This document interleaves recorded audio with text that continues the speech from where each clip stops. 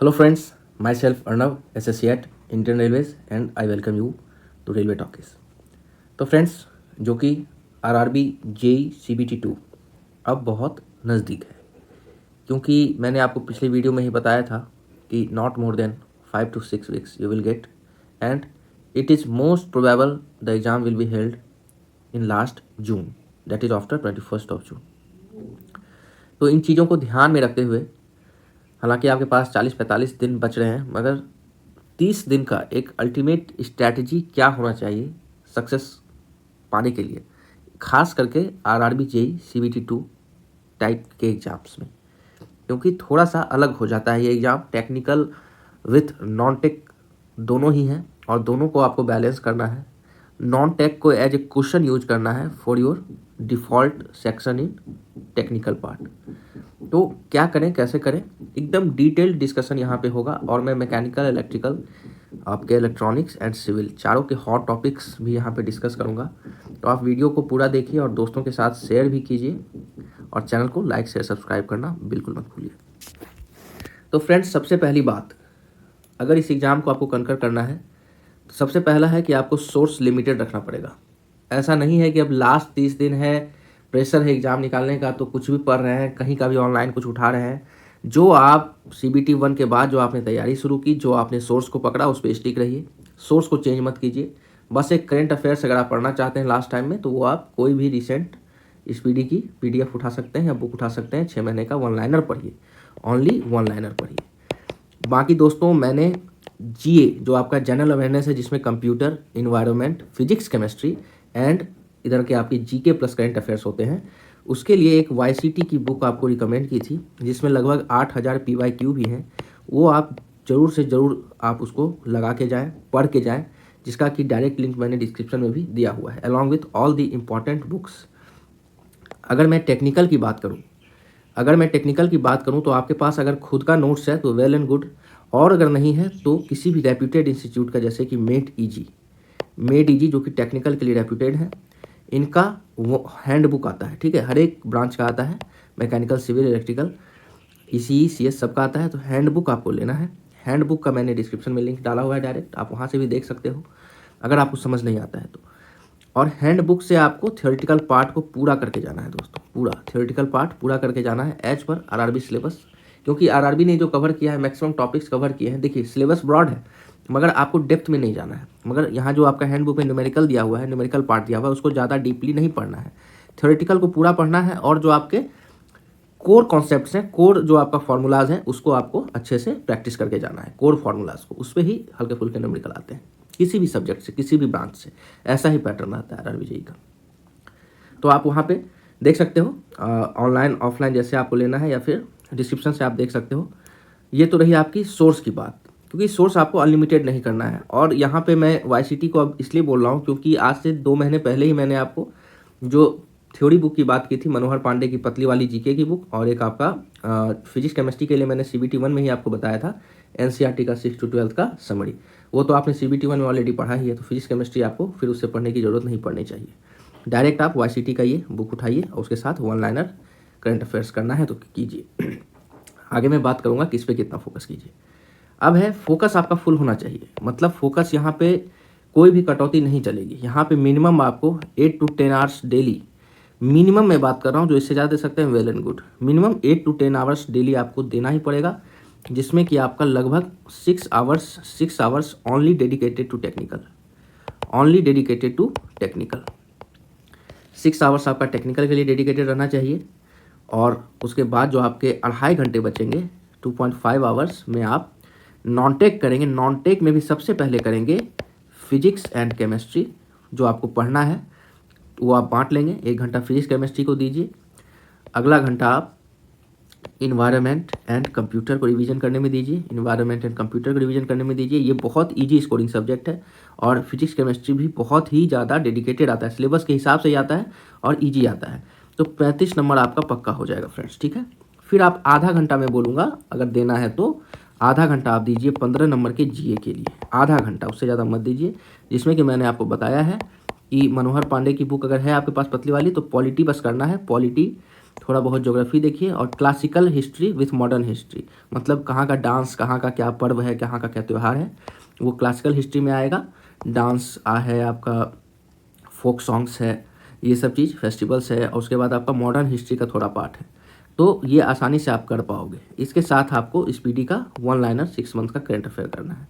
आप आधा घंटा 1 घंटा दीजिए, ज़्यादा मत दीजिए इस पर, क्योंकि इतना कुछ आप करोगे, अगर आप पूरा भी कर लोगे तो 15 नंबर नहीं आता है। General awareness plus current affairs अगर पूरा भी कर लोगे फिर भी 15 नंबर नहीं आएगा।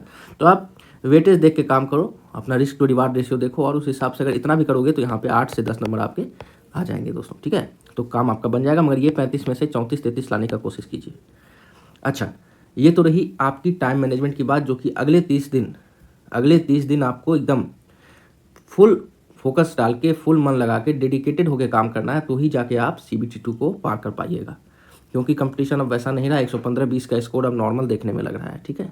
तो 115-20 तो आपको लाना ही मतलब आप टारगेट 120 अपने मन में सेट करके चलिए, तब जाके आप क्वालिफाई होइएगा। मैं डरा नहीं रहा हूँ, सिनेरियो जो चल रहा है उस हिसाब से बता रहा हूँ। अब बात रही आपकी प्रैक्टिस की, तो यहाँ पे मैंने लिखा है अनलिमिटेड प्रैक्टिस।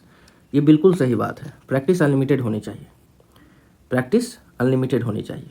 यहाँ पे आपके 8 साढ़े 8 घंटे चले गए, अब आपके पास 1.5 से 2 घंटा बचा हुआ है। 1.5 से 2 घंटा बचा हुआ है, इसमें आप क्या करोगे?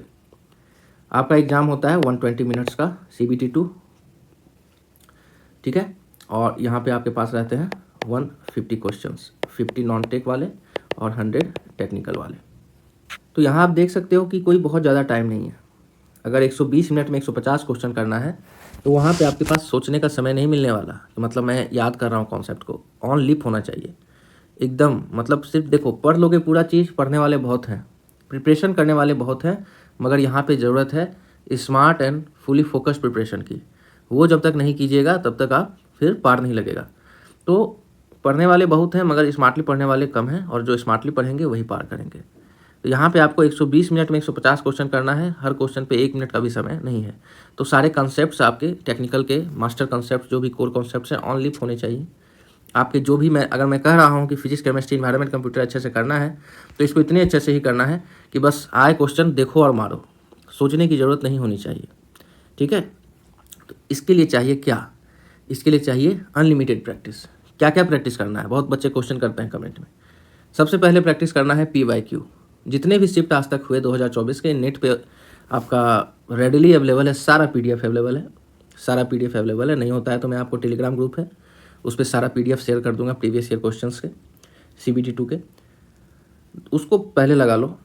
उसके बाद आप कोई भी एक किसी एक का मैं कोई रिकमेंडेशन नहीं है मेरा, चाहे आप टेक्स्ट बुक का ले सकते हो, मेड EG का ले सकते हो, PW का ले सकते हो, और या कोई रेप्यूटेड इंस्टीट्यूट है तो आप उसका ले सकते हो। मगर फिर भी मैं एक बार और हिदायत करूंगा कि आजकल नए नए खिलाड़ी आए हुए हैं यूट्यूब पे, जो कि अपना टेस्ट सीरीज भी बना रहे हैं। तो देखो, जो नए हैं उनको भी सीखने दो, और वो टेस्ट सीरीज में जो क्वेश्चन डाल रहे हैं, हो सकता है वो नहीं डाल रहे हो, AI डाल रहा हो, तो उस हिसाब से प्रैक्टिस मत कीजिएगा, ठीक है। तो वहाँ पे आपका थोड़ा दिक्कत हो सकता है। अच्छे टेस्ट सीरीज लीजिए, जो भी लीजिए अच्छा टेस्ट सीरीज लीजिए, और रेप्यूटेड लीजिए, और उसको प्रैक्टिस कीजिए। रोज़ एक टेस्ट सीरीज लगाना है आपको, रोज़। मतलब ये 30 दिन तो आपका मैंने प्लान बताया, हो सकता है 40 दिन में मिले, तो रोज़ एक मॉक टेस्ट लगाना है। ये जो आपका बच रहा है ना 1.5 से 2 घंटा, ये मॉक टेस्ट के लिए ही है। ये आपको 2 घंटा मॉक टेस्ट देना है, ठीक है। 2 घंटा मॉक देना ही देना है, और मॉक में जो गलती किए हो मॉक दे के छोड़ नहीं देना है कि बस मॉक दिए और रिजल्ट देखने का इंतजार नहीं करें, चलो भैया चाय सुट्टा फूक के आते हैं, या चलो थोड़ा TV देख लेते हैं, जैसा जिनका इच्छा हो, वो काम नहीं करना है। मॉक दिए हो, सबसे पहले देख लो, अपना डैशबोर्ड आता है, कितना गलती हुआ कितना सही हुआ, नंबर देख लो। उसके बाद जाओ जहाँ जाना है, चाय वाय पी के आइए, फ्रेश होके आइए, आधा घंटा फिर आपको देना पड़ेगा जो आपके गलती हुए। अभी 30 दिन के लिए कम से कम एक नोटबुक बनाइए छोटा ऐसा, जिसमें कि आप उन गलतियों को लिखिए। डे वन ये मैंने भी किया था, इसलिए आपको बता रहा हूँ, this is a practical experience, कोई सुनी सुनाई बात नहीं है। Day 1 मेरा गलती ये हुआ टेक्निकल में, ये हुआ नॉन टेक्निकल में। इसको रात में सोते समय एक बार इस टॉपिक को बस रिवीजन कर लीजिए, खेल खत्म हो गया। Day 2 सेम चीज़ दोहराना है, यही 8 घंटे साढ़े 8 घंटे का रूटीन दोहराना है। फिर Day 2 का भी आपको लिखना है और ऐसे करना है। आप यकीन मानिए, आपने अभी तक बहुत सारे एग्जाम्स दिए होंगे, आप हो सकता है ज़्यादा एक्सपीरियंस भी हो, मगर इस चीज़ को करने के बाद आपको एक अलग सा कॉन्फिडेंस नज़र आ जाएगा एग्जामिनेशन हॉल में। जब जाओगे ना इतना चीज़ करके, जितना मैंने अभी बताया है आपको, एक अजब सा कॉन्फिडेंस नज़र आएगा और वहाँ पे आप देखना कि आपको रिजल्ट में उसका फलस्वरूप जो भी है नज़र आ जाएगा। अच्छा, कुछ टॉपिक्स मुझे अब डिस्कस करने हैं। थोड़ा वीडियो लंबा हो जा रहा है मगर काम की बातें हैं तो लंबी होंगी ही। चलो मैं टॉपिक वाइज डिस्कशन करता हूँ। सबसे पहले मैं लूँगा फिजिक्स। फिजिक्स में आपको 4 टॉपिक बहुत इंपॉर्टेंट है। मैकेनिक्स, हीट एंड थर्मोडायनेमिक्स, मैं शॉर्ट में लिख रहा हूँ, आप सुन के नोट्स कर सकते हो किसी कॉपी में। Optics and sound, measurement and units, ये 4 टॉपिक आपके कंठस्थ होने ही चाहिए।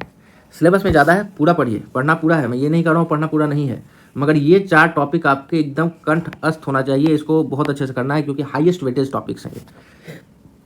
केमिस्ट्री की बात करें, वहाँ पे आपका chemical reaction and equations, acid basis salts, metals and non metals, carbon compounds, favourite topic है रेलवे का, बार बार क्वेश्चन आते हैं। ये 15 नंबर आपका फिक्स करेगा, ठीक है। ये जो इंपॉर्टेंट टॉपिक्स हैं ये मैक्सिमम क्वेश्चंस आते हैं, ज़्यादा वेटेज रहता है, तो इनको आपको जरूर से जरूर अच्छे से करके जाना है। मगर जो सिलेबस आपका दिया गया है वो पूरा कवर करना है, ये भी याद रखिए। मैं ये नहीं कर रहा हूँ उसको छोड़ना है, मगर ये इंपॉर्टेंट हॉट टॉपिक्स हैं, इसको अच्छे से करना है। ऐसे ही सारे हॉट टॉपिक्स में यहाँ डिस्कस करूँगा। कंप्यूटर की अगर बात करें तो यहाँ पे बार बार आर्किटेक्चर से पूछा जाता है, इनपुट आउटपुट डिवाइसेज या फिर स्टोरेज डिवाइसेज, ऑपरेटिंग सिस्टम से पूछा जाता है, नेटवर्किंग के कॉन्सेप्ट्स आते हैं, कौन सा वेब ब्राउज़र है कौन सा नहीं है ये पूछा जाता है, डेटा रिप्रेजेंटेशन, सेल जो होता है एक्सेल में, वर्ड में, ये सब उसका फार्मूला पूछा जाता है, शॉर्टकट कीज पूछा जाता है, पावर पॉइंट, एक्सेल, ये सब आपको करना है, ठीक है। ये सब चीज़ आपको करना है, अच्छे से करके जाना है, ये हॉट टॉपिक्स हैं। फिर इन्वायरमेंट की बात करें तो सबसे ज़्यादा यहाँ पे क्या पूछा जाता है भैया, पॉल्यूशन से रिलेटेड क्वेश्चन बहुत ज़्यादा आते हैं। उसके बाद कुछ बेसिक्स आपके आएंगे, फिर आपका वेस्ट मैनेजमेंट का क्वेश्चन आएगा, फिर आपका ग्लोबल वार्मिंग का क्वेश्चन रहता है। इसको आप अच्छे से करके जाएंगे फ्रेंड्स। उसके बाद अगर मैं टेक्निकल की बात करूं तो देखिए, टेक्निकल में जो आपके सीएस के भी स्टूडेंट आरआरबी जेईई का एग्जाम दे रहे हैं वो भी इलेक्ट्रॉनिक्स वाले सिलेबस के अंडर ही कवर होते हैं। तो मैं यहाँ पे सिविल, मैकेनिकल, इलेक्ट्रिकल, इलेक्ट्रॉनिक्स चारों का ही हॉट टॉपिक डिस्कस करूँगा। सिविल की बात करें तो building materials, structure analysis, concrete technology, जियो technical engineering, water resources, transportation engineering, उसके बाद आपका यहाँ भी एक इन्वायरमेंट इंजीनियरिंग होता है वो भी पूछा जाता है, सर्वेइंग मोस्ट इंपॉर्टेंट, उसके बाद आपका कंस्ट्रक्शन मैनेजमेंट। ये सब कुछ टॉपिक्स हैं, बार बार रिपीटेटिव क्वेश्चंस आए हुए हैं, आप इसको अच्छे से करें। वहीं पे अगर मैकेनिकल की बात करें तो सबसे favourite engineering mechanics, strength of materials, Tom हो गया, फिर थ्योरी ऑफ मशीन्स, फिर थर्मोडायनेमिक्स, फिर आपका एक मैन्युफैक्चरिंग टेक्नोलॉजी आता है, रेलवे में खास करके अच्छे से यूज होता है, material science, design of machines, ये सब आपको अच्छे से करके जाना है। वहीं पे अगर मैं इलेक्ट्रिकल की बात करूं, सर्किट्स ये बहुत इंपॉर्टेंट, इलेक्ट्रिकल सर्किट से बहुत सारे थ्योरीज भी होते हैं, थेवेनिन थ्योरम, नॉर्टन थ्योरम, ये सब से क्वेश्चंस आते हैं, ठीक है। इलेक्ट्रिकल मशीन्स बहुत इंपॉर्टेंट है, पावर सिस्टम्स, कंट्रोल सिस्टम्स, उसके बाद आपका एक मेजरमेंट, ट्रू वैल्यू, एरर, ये सब जो होता है इलेक्ट्रिकल मेजरमेंट्स, ये इंपॉर्टेंट है। रिपीटेटिव है ये चीज़, बार बार आते हैं। इलेक्ट्रॉनिक्स, ईसीई में आपका एनालॉग इलेक्ट्रॉनिक्स और डिजिटल इलेक्ट्रॉनिक्स, ये एकदम कोर कॉन्सेप्ट आपका क्लियर होना चाहिए, ठीक है। Communication systems, micro processor and micro controller, दोनों मिले जुले ही क्वेश्चन आते हैं। और अगला है आपका सिग्नल एंड सिस्टम्स कर सकते हैं या सिग्नल प्रोसेसिंग कर सकते हैं, ठीक है। इसके साथ एक और आता है आपका जिसमें कि कंट्रोल सिस्टम्स को कहते हैं, कंट्रोल सिस्टम ईसीई में, इससे भी क्वेश्चंस आते हैं दोस्तों। तो ये सब चीज़ आप अच्छे से करके जाएं, हॉट टॉपिक्स को पकड़ के जाएं और अच्छा स्कोर करने की कोशिश आपकी रहनी चाहिए टू क्वालिफाई द CBT2। आशा करते हैं कि एनालिसिस आपको अच्छा लगा होगा और आगे भी मैं सारे रिसोर्स जो भी है मेरे पास मैं शेयर करता रहूँगा। टेलीग्राम ग्रुप में आप वहाँ भी ज्वाइन कर लें और चैनल में अगर नए हैं तो लाइक से सब्सक्राइब करना बिल्कुल मत भूलिए। तब तक के लिए धन्यवाद, मिलते हैं फिर किसी नेक्स्ट वीडियो में आपके साथ।